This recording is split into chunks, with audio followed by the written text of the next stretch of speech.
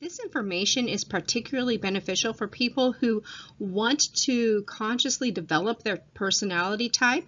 It's also useful for counselors, human resources leaders, trainers, even facilitators. And the benefits of using this is that it's going to allow you to experience your own non-preferred functions, expand your understanding, and increase your individual appreciation. So the goal or the process of type development is to enhance self-understanding and appreciation for others, and ultimately to increase the choices people have as they continue on a developmental path.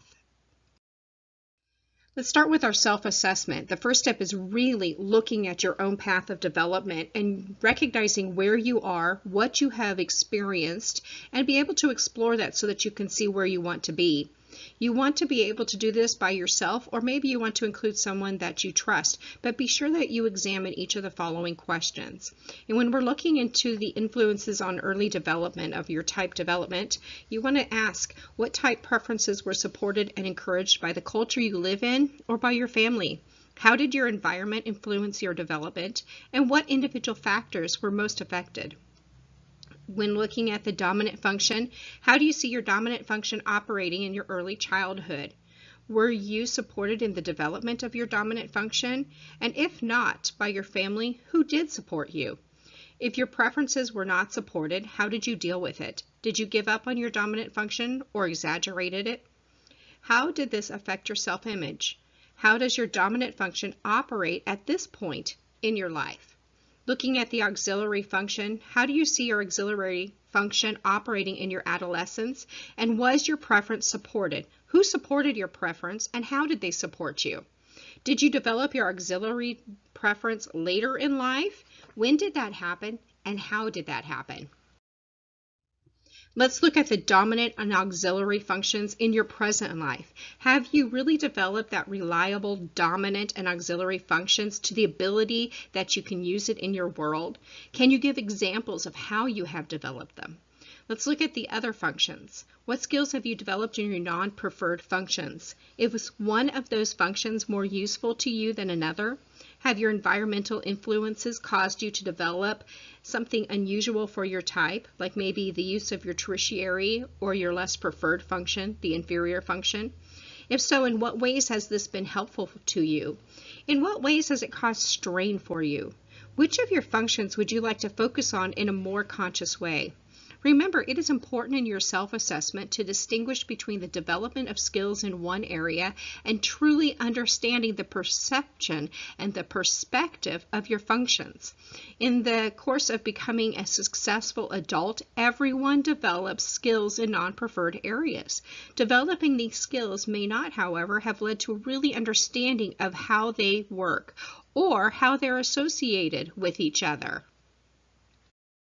Let's look at how we use decision making for our type development. And the experience of being in a non-preferred function helps to really expand somebody's awareness of the function, and it leads to a greater understanding of how the function might be incorporated in the future. The more someone understands how each of the functions work, the greater an individual will have an ability to make effective decisions. Recall that effective decision making requires the appropriate use of all of the mental functions.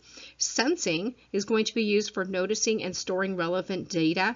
Intuition is used for generating possibilities and forming the internal images of the future, being future-oriented or future thinking.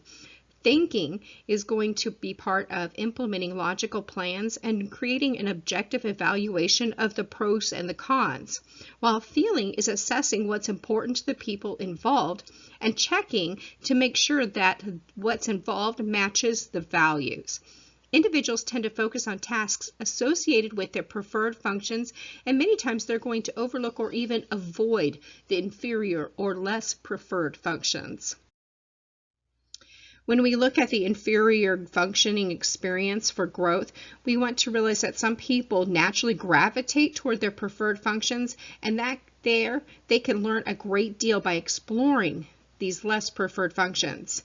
This type model offers two distinct different ways to further conscious development by focusing on underdeveloped functions. The first is going to direct your attention toward the not so positive side of your inferior function. This is going to be the part that's very stressful, right? The second model really introduces activities and perspectives that are going to push you into an area or an experience so that you can feel those non-preferred functions.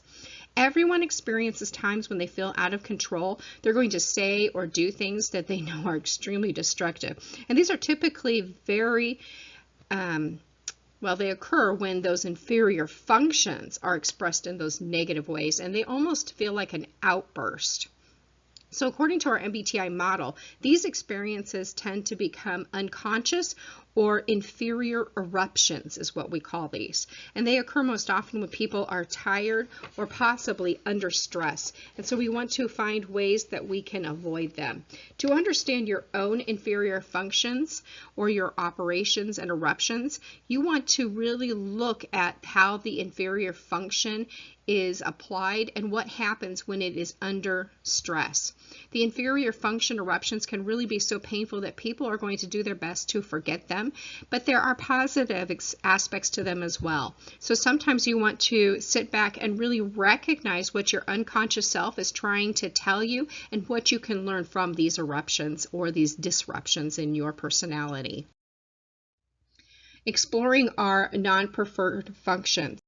We want to look at and decide how we can do this. So first we want to enter into activities and try out perspectives that are new and have not been part of our life and may even seem to be related to our non-preferred functions. For instance, you might want to find a good role model or a mentor and observe them.